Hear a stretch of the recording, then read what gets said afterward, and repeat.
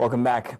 Now, still on the news, on the new appointment of Joash Amupitan as the new INEC chairman, we have joining us now, publisher of the Nigerian Post, Michael Abu. Good evening, Mr. Michael Abu. Thank you very much for joining us. The National Council of State has approved the nomination of Professor Joash Amupitan as the new INEC chairman. We'd like to know what your thoughts are, first off. Yeah, for us in Kogi State, where Professor Amupitan hails from, it's been jubilation, it's been excitement. Everybody is happy with that nomination and the clearance given by the National Council of State. If you know who Professor Amupitan is, he is a pan-Nigerian. He is a man who has spent his life in the academic. Over 4 decades of his life has been in the academic profession. He is one person that has remained untainted. Even as a lawyer, he has brought his integrity to bear in the course of his profession.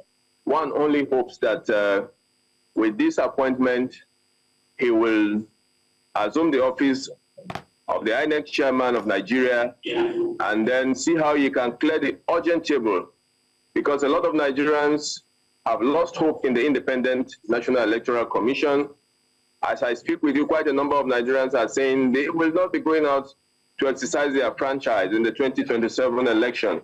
Several persons that have come across, as much as you do enlightenment and sensitization, telling them that their vote is their power, they have already resigned to pay to say that they are not going anywhere past their ballot.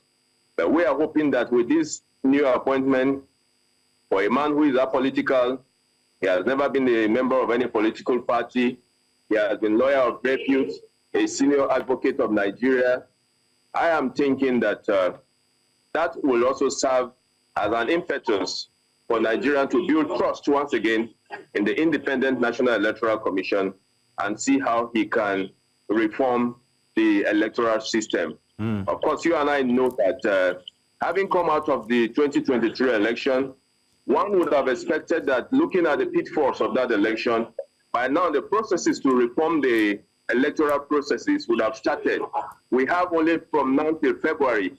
We are hoping that whatever needs to be done has to get to the National Assembly from the presidency, so that whatever delay tactics we have between the National Assembly and having to consult with stakeholders, they will be able to get that dusted by February, so that we can have a reformed electoral system that will allow Nigerians vote and allow their votes to be counted. All right. Well, Mr. Abu, I hear what you say there. Now, a political member of the electorate on one side, senior advocate of Nigeria on the other.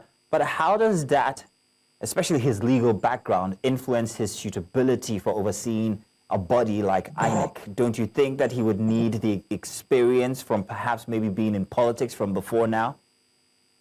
No. If you look at the job of the Independent National Electoral Commission, you ought to know that this is a body that is supposed to be unbiased. They are not expected to be members of any political party. And all we need is somebody that has the courage, somebody that has the integrity, somebody that wants to write his name in gold. Professor Atari Rujega did it, and he conducted an election where everybody said, yes, when we brought in Muhammadu Buhari, that was what we desire in Nigeria. But after that election, consequent upon those elections, you will discover that Nigerians have lost faith in the electoral process. We were told in the last process that the result of election will be announced and released in real time. But that was not to be. We have seen off-cycle election after the 2023 election. They are nothing to write home about. And Nigerians have resigned to pay to say, if this is what will continue under Professor Mahmood, who has just handed over the baton now and left, they were not going to come out to vote in any election. But now that we have a new man, he is an ombudsman that we expect that from all the experiences that he has, from all the exposure that he has had, Professor Amupitan is somebody that has traveled wide. He has been able to take part in several electoral processes in other countries that I am aware about. He has been able to be part of reform processes, even in INEC. But of course, the operators of the electoral process are the ones most times that are found culpable. But we are hoping that he is coming in with the full weight of the experience that he has, bringing it to bear, checkmate the other state electoral commissioners, give them a marching order, make a covenant with the people, and see how the next elections that we're going into in 2027 will be a product of the will and aspirations of the people. He has all it takes. I have no doubt. I have worked closely with him in the academics, and I can say that he is one man who is coming in with integrity. He has his name to protect, irrespective of whose off is going to be got. Let the people of Nigerians, when they come up, 2027, let their vote count. Let the reforms be done. Let the institutions that also are stakeholders in the conduct of election be also unbiased, so that Nigerians can once again have trust.